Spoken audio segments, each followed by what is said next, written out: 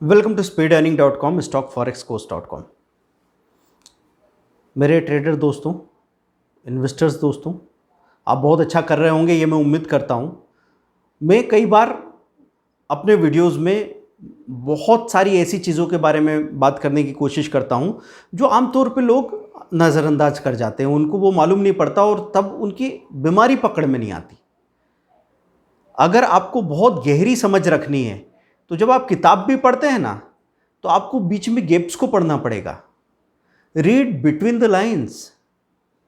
मतलब जब कोई इंसान बोल रहा है, जब एक साइकेट्रिस्ट किसी की बात सुनता है ना, तो वो जो शब्द बोल रहा है आदमी उसको नहीं सुनता, वो उनके पॉजेस को देखता है, कहाँ रुक रहा है, कहाँ हकला रहा है, कहाँ पे अटक रहा है, और वहाँ से असली बात पता लगती है कि आदमी कितना सच कितना झूठ बोल रहा है, इसके अंदर किस तरह का डिप्रेशन है, कहाँ पे प्रॉब्लम है इसको, और तब जाके बीमारी आती है पकड़ में। वही बात मैं यहाँ करना चाह रहा हूँ कि जब गिरावट हुई, अभी अभी आपने निफ्टी और बैंक निफ्टी में जब गिरावट देखी, तो आपने एक ऐसा देखा होगा कि शुरू शुरू में जब गिरावट हुई, पहली कैंडल बनी, तो वो कैंडल ऐसी आई कि स्टॉक्स में, निफ्टी में, बैंक निफ्टी में, कॉल पुट में जो गिरावट आ रही थी, वो गिरावट ऐसे झेलने लायक थी, बड़ी सिंपल सी कि हाँ ठीक है, 100 रुपये का कॉल था, 88 पे बंद हो गया।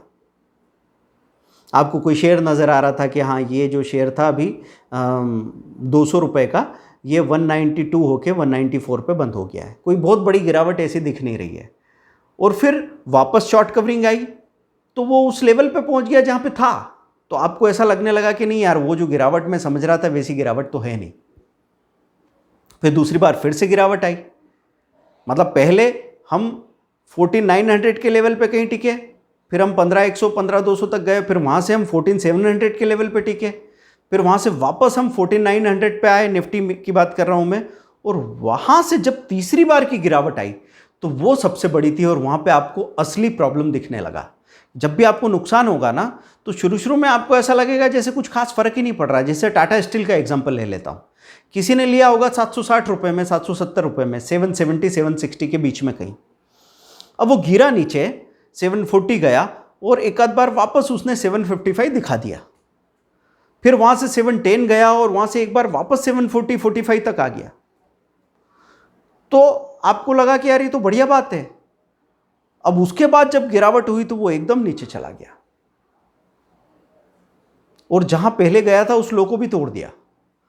तो आपको मालूम नहीं पड़ता है कि कब हिचकोले खाते खाते आपका 760 700 हो गया, और आपके पास 1000 शेयर थे, तो 60,000 माइनस दिखने लगेंगे। अगर आपके पास फ्यूचर है तो उससे बड़ी प्रॉब्लम क्रिएट हो जाएगी। तो जब चीज़ें ठीक ठाक हो ना, तभी संभालने की कोशिश करो, ये मानते हुए ईमानदारी रखने की ज़रूरत है।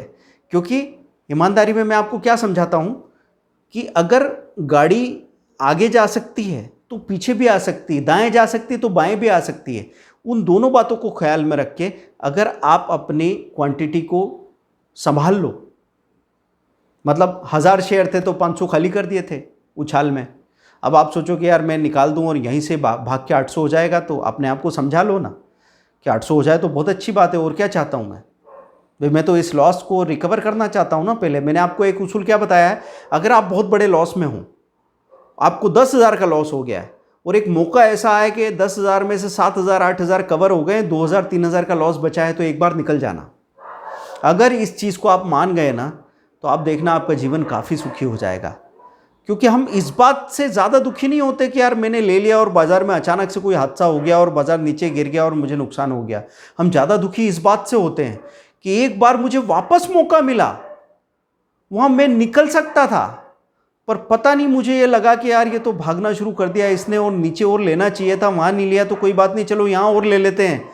और वो जो 760 का 710 15 से पलट के जब 740 आ गया, तो कई लोगों ने 740 पे और ले लिए, और पहले जो नुकसान था अब नुकसान उससे भी दुगुना हो गया है।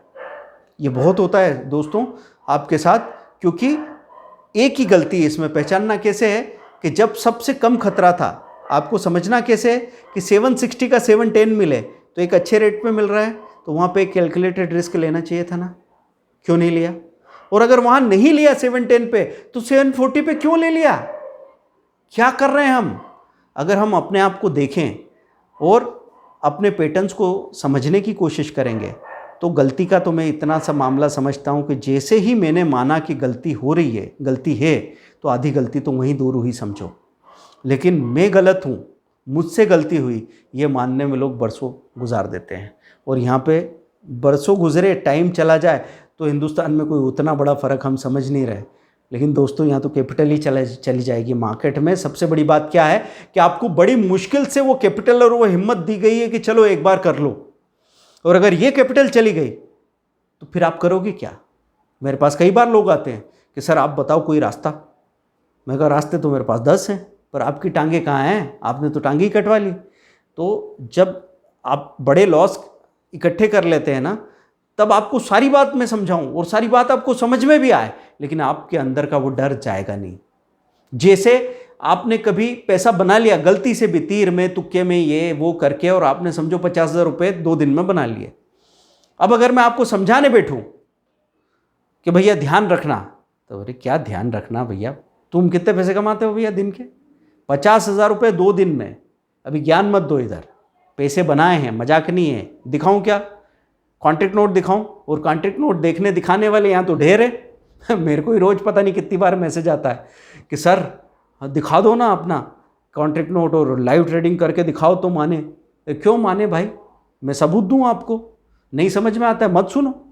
क्योंकि भरोसा अगर नहीं करोगे ना, तो आपको कभी भी, मतलब अगर आपके सामने ब्रह्मा विष्णु महेश आ जाएं, यीशु आ जाएं, या पैगंबर साहब आ जाए, कोई आपका फ़ायदा नहीं करा सकता। क्योंकि आपको यकीन होना ज़रूरी है ना। एक कहानी मुझे याद आती है बार बार। उस कहानी में क्या था कि एक गांव में बाढ़ आ गई तो पूरे गांव में पानी भर गया। वो भगत आदमी था, गया मंदिर की सीढ़ियों पे चढ़ गया, फिर सीढ़ी तक पानी आ गया तो वो मंदिर के गुंबज पे चढ़ गया, और लोग आ रहे हैं उसके पास कि चल चल चल चल। बोले नहीं, भगवान आएंगे बचाएंगे तो ही जाऊँगा, भगवान आएंगे बचाएंगे तो ही जाऊँगा। अब उसके पास पहले लोग आए तैराक, तो उसने मना कर दिया। फिर उसके पास नाव आई तो उसने मना कर दिया। फिर हेलीकॉप्टर ने आके रस्सी फेंकी तो भी उसने मना कर दिया, और फिर वो डूब गया, मर गया। अब भगवान के सामने पहुंचा कि बोलो भगवान आप बचाने नहीं आए? अरे बोले वो सब किसने भेजे थे? मैंने ही तो भेजे थे भाई, पर तुझे तो यकीन ही नहीं हुआ। क्यों? क्योंकि वो कह रहा था कॉन्ट्रैक्ट नोट दिखाओ। किसको फुर्सत है? किसको फुर्सत है ये बात आपको साबित करने की? ज़रूरत क्या और फुर्सत क्यों? अगर आपको मुझ पे भरोसा नहीं है तो आप तो मेरे जितने डॉक्यूमेंट हैं उनको भी फर्जी मान सकते हो ना, क्योंकि फर्जी डॉक्यूमेंट तो बहुत सारे बनाए जा सकते हैं। या आप कोई CBI या FBI से आए हुए लोग तो हो नहीं। मैं यहाँ पे आपको भाई नकली मार्कशीट बना के लोग UPSC और IAS की एग्ज़ाम में भी कई बार पकड़ में आ जाते हैं। 10-10 साल से नौकरी भी कर रहे थे। ऐसे समय में आपको सिर्फ अपने दिमाग से, अपने विवेक का भरोसा करो कि ये जो बात कही जा रही है, क्या ये बात सही लग रही है? नहीं लग रही है तो उसको आजमा के देखें, अगर सही लगे तो फिर आगे बात करते हैं।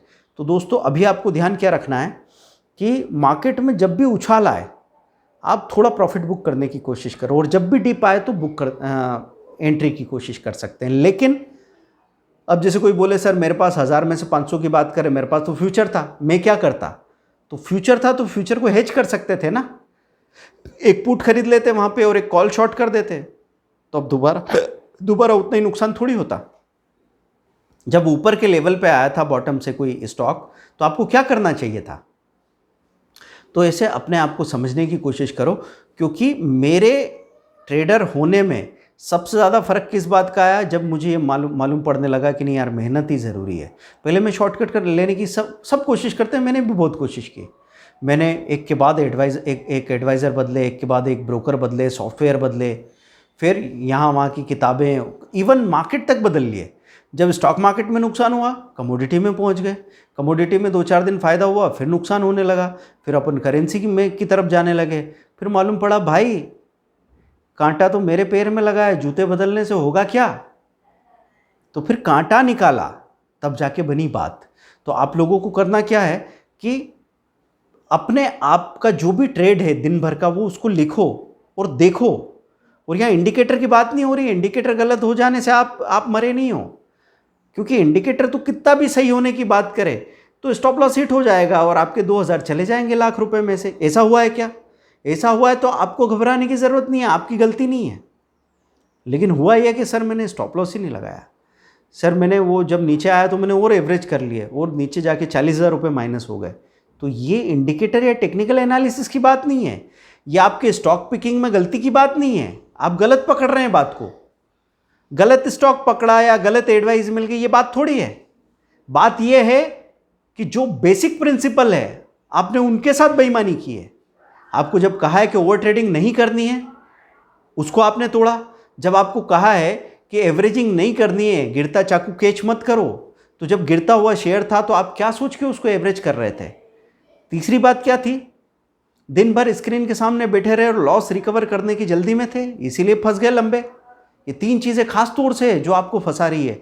अगर आपको लगता है कि आपसे ये गलती हो रही है तो अपने आप को तसल्ली से देखो, क्योंकि अगर आप मानने को राजी नहीं है तो दूसरा आपको समझाने को भी राजी नहीं है, फिर कोई ज़रूरत नहीं है। मैं यहाँ पे एक बहुत ही सीधे साधे दिमाग के साथ बात करता हूँ। मैं कभी भी ये नहीं मानता अपने आप को कि मैं कोई मसीहा टाइप का इंसान हूँ, या मैं सेवा में भी यकीन नहीं कर रहा। मैं सेवा नहीं कर रहा, बस इतनी सी बात है कि मुझे अपने नॉलेज के साथ इतना मोह है, जो कुछ भी इतना समय दे के मैंने जुटाया है, मुझे मिला है, ये अगर बहुत सारे लोग इस्तेमाल करेंगे ना तो मुझे खुशी होगी, क्योंकि मुझे उस नॉलेज से इतना मोह है कि इसको ज़्यादा से ज़्यादा लोगों तक फ़ायदा हो तो बहुत अच्छी बात होगी ना। क्यों फेसबुक के जकरबर्ग साहब ने अपना पैसा डोनेट कर दिया, क्यों ये बिल गेट्स ने फाउंडेशन बना दिया, क्यों वॉरेन बफेट ने अपना पैसा डोनेट कर दिया? इसलिए नहीं कि उनको अपना पैसा अच्छा नहीं लगता था। एक होता है उपयोगिता का सिद्धांत। जब आप अपने हाथ से खाना बनाओगे ना और आपके खाने को कोई उठा के नाली में डाल दे तो आपका दिल रोएगा। बात ये नहीं कि आपके पास पैसे नहीं है, घर भरा पड़ा है अनाज से, पर मैंने मेहनत की थी और उस मेहनत के साथ कोई चीज़ बनी थी और मैंने खाली, मेरा पेट भर गया और बाकी सब लोगों के काम आ सकती है और मैं उनको देने की कोशिश कर रहा हूँ। लेकिन अगर किसी को लगता है कि नहीं नहीं नहीं ये खाना कहीं बासी तो नहीं है, बीमार तो नहीं हो जाएंगे, तो भाई आप जाओ, कहीं और जाओ। जिसको भरोसा है वो ले, खाए, भरोसा करे, फिर से खाने आए, काम बन सकता है। तो दोस्तों यहाँ वही बात हो रही है कि उपयोगिता का सिद्धांत मतलब मेरी 5वीं रोटी जो मुझे बीमार करेगी वो किसी की पहली रोटी बनेगी, तो मेरे पैसे का ज़्यादा उपयोग होगा, उसकी ज़्यादा यूटिलिटी निकल के आएगी। बस इतनी सिंपल सी बात के साथ मैं काम करता हूँ। बहुत ज़्यादा इमोशनल होकर करता भी नहीं, इसलिए मैं अगर कहीं पे कोई भरोसा नहीं करता है तो उसको लेके ज़्यादा सीरियस इसलिए नहीं होता कि भाई अपने अपने दौर है, अपनी अपनी समझ है, कुछ हुआ होगा भाई के साथ इसलिए परेशान होंगे, तो उन पे नाराज़ होने की बजाय बस उनके लिए दुआ कर सकता हूँ कि जल्दी से वो उस बुरे दौर से बाहर निकले, ताकि किसी की बात को पूरा सुन के समझ सके और उसका फ़ायदा उठा सके। तो दोस्तों ये जो बारीक सी बात है, मैंने क्या करने की कोशिश की आपको कि बेसिक प्रिंसिपल पे अटके रहना। बेसिक प्रिंसिपल कोई से भी आपको एग्जांपल के लिए मैं बोलूं कि जैसे जैनिज्म में 5 मूल सिद्धांत हैं, उनको छोड़ के लोगों ने बड़े बड़े शास्त्र पढ़ाए, लेकिन वो बहुत दूर निकल गए। अब ये जैनिज्म क्या बोलूं मैं, पतंजलि के या गांधी जी के या हिंदू धर्म में भी सभी में सत्य, सच बोलो, अहिंसा, अचौर्य, चोरी मत करो, अपरिग्रह, बेकार में माल इकट्ठा मत करो, और ब्रह्मचर्य, ये 5 मूल सिद्धांत है। ऐसे साईं बाबा के पास पहुंच गया, उन्होंने कहा श्रद्धा और सबूरी। तो मैं ट्रेडर के लिए सबसे अच्छा बात कहूँगा, श्रद्धा रखो एक तो, और दूसरा सबूरी रखो। अभी 2-2, 3-3 दिन के अंदर आप रिजल्ट पे पहुंचने की कोशिश करते हो, तो 2 दिन में अगर आप किसी के कहने से आपको पैसे मिल गए, आपको लगा वाह वाह मिल गया सॉल्यूशन, लाओ इनको दे दो 50,000 रुपये, क्या एडवाइज़र है, मज़ा आ गया, वो फिर तीसरे दिन सीधे गड्ढे में। तो सबूरी नहीं थी।